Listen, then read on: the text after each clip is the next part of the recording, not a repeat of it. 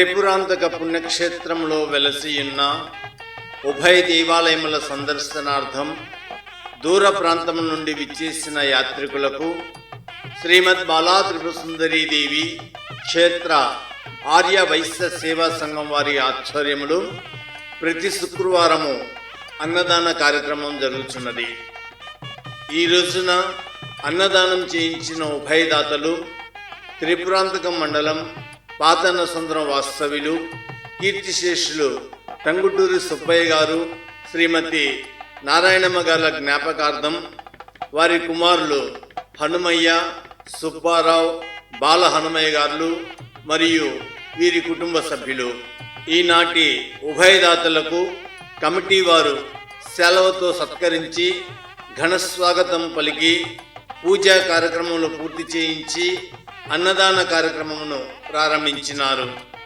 ఈ రోజున అన్నప్రసాదమునకు విరాళములు సమర్పించిన దాతలు త్రిపురాంతకం మండలం పాతనసంద్రం వాస్తవ్యులు కీర్తిశేషులు టంగుటూరి సుబ్బయ్య గారి కుమారులు హనుమయ్య, సుబ్బారావు, బాల హనుమయ్య గారు ఈనాటి అన్నదానమునకు 11,116 రూపాయలు విరాళములు సమర్పించి ఉన్నారు.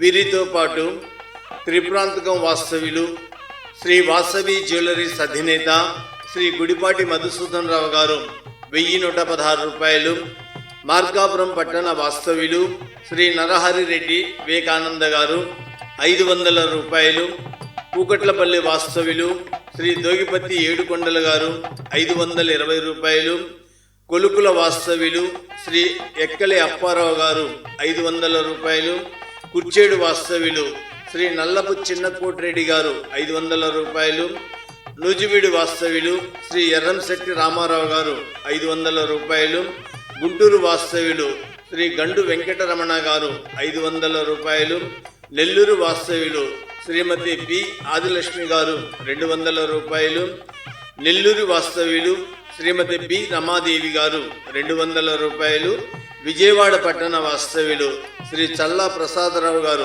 211 రూపాయలు, గుంటూరు పట్టణ వాస్తవ్యులు శ్రీ ఎర్రంశెట్టి రామచంద్రరావు గారు 200 రూపాయలు ఈ రోజున అన్నప్రసాదమునకు విరాళములు సమర్పించి ఉన్నారు. ఈ రోజున అన్నప్రసాదమునందు అన్నముతో పాటు టమోటో పప్పు, దొండకాయ ఇగురు, గోంగూర చట్నీ, పప్పుల పొడి, నిమ్మకాయ పులిహోర, సగ్గుబియ్యం పాయసం, బజ్జీలు, వడియాలు, నెయ్యి, సాంబారు, పెరుగు ఐటమ్స్తో తృప్తిగా అన్నప్రసాదమును ఆరగించిన భక్తులు అన్నదాత సుఖీభవని మనసారా దీవించినారు.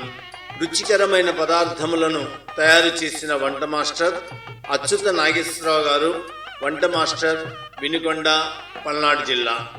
ఈ రోజున మన అన్నదాన సత్రమునందు 157 మంది యాత్రికులు అన్నప్రసాదమును స్వీకరించినారు.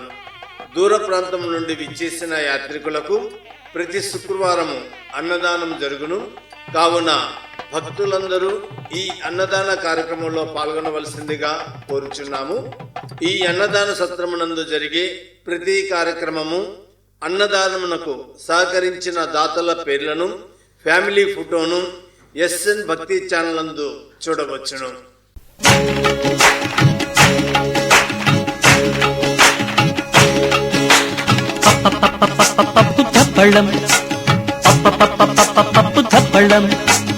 అన్నం నెయ్యి వేడి అన్నం కాచిందెయ్యి, వేడి వేడి అన్నం మీద కమ్మని పప్పు కాచిందెయ్యి, వేడి వేడి అన్నం మీద కమ్మని పప్పు కాచిందెయ్యి, పప్పు తప్పడం కలిపి కొట్టడం భోజనం వన భోజనం.